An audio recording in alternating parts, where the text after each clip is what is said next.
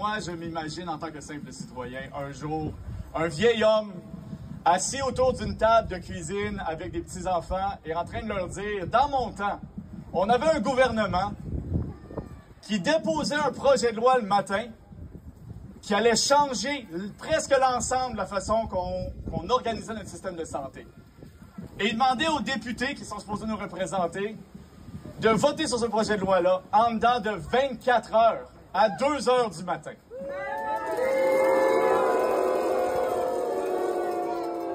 Et je vais avoir honte, parce qu'on va me demander, est-ce que tu vivais dans une république de bananes? Est-ce que tu étais en train de travailler à l'étranger? Qu'est-ce qui se passait? Je vais dire non, c'était au Québec, c'était ici.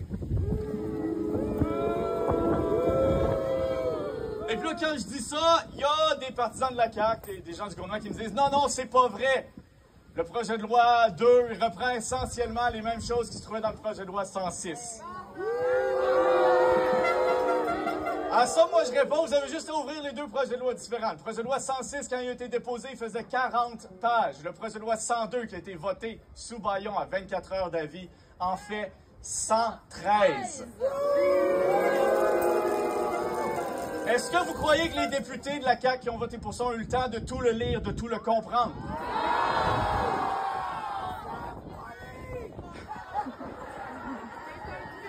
Et là, il faut quand même reconnaître que leur argument, ça va être qu'il fallait absolument mettre fin aux moyens de pression, parce que les étudiants, leur formation était en jeu. On vient d'entendre deux étudiantes parler très bien là-dessus. Si c'était simplement ça, c'était juste de mettre fin aux moyens de pression, il aurait pu passer un projet de loi qui faisait simplement ça. S'ils avaient eu le temps de le regarder, ils auraient peut-être réalisé, entre autres, ils auraient eu le temps d'aller voir les décisions de la Cour suprême récentes sur le droit de grève, le droit de manifester, le droit de faire des moyens de pression. Entre autres, décision 2015.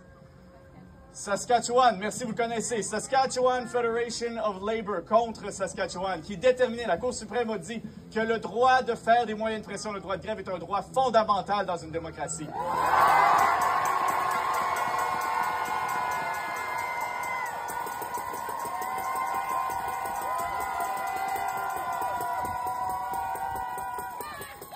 Et que si le gouvernement doit imposer des limites, parce que des fois, c'est vrai qu'il peut y avoir des limites au nom de l'ordre social, ces limites-là doivent obligatoirement porter une atteinte minimale au droit de manifester. Est-ce que vous sentez que vos droits sont atteints de façon minimale présentement? Une des choses aussi qui m'épate de ce projet de loi-là, c'est qu'on entend le gouvernement le décrire, et le gouvernement lui-même, ses représentants ne semblent pas savoir qu'est-ce qu'il y a dedans. Ils disent « Ah, et les moyens de pression, inquiétez-vous pas, on va juste présumer s'il y a 2 ou 3 personnes, dépendant de la langue dans laquelle on leur demande. » C'est seulement s'il y a 2 ou 3 personnes dans un groupe de pratique. Moi, je suis allé le voir, je suis allé le lire. L'article 131, 132 disent qu'il va y avoir une présomption que vous êtes en train de vous concerter illégalement s'il y a simplement plusieurs médecins. Plusieurs, selon moi, ça commence à 2. Je sais pas plusieurs, c'est où selon vous. Mais 2 médecins, pas 2 médecins dans le même groupe de pratique, pas 2 médecins dans la même ville, 2 médecins.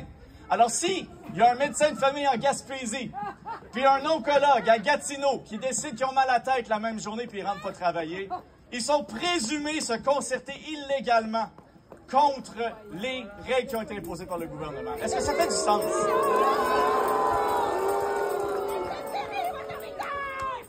Alors, il va y avoir des contestations judiciaires. Je vais suivre ça. J'espère que vous allez le suivre aussi. Mais avant de quitter, je vais vous laisser avec une dernière chose. Parce que vous êtes plusieurs ici et je sais que vous travaillez très fort. Je sais que c'est un énorme sacrifice pour vous d'être ici.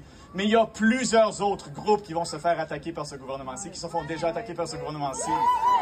Et tout comme vous avez besoin de tout le monde va avoir besoin de vous aussi. Alors, quand il va en avoir d'autres, des manifestations, je sais que vous travaillez fort, je sais que c'est pas facile, mais restez pas chez vous si vous êtes capable d'aller appuyer les autres aussi.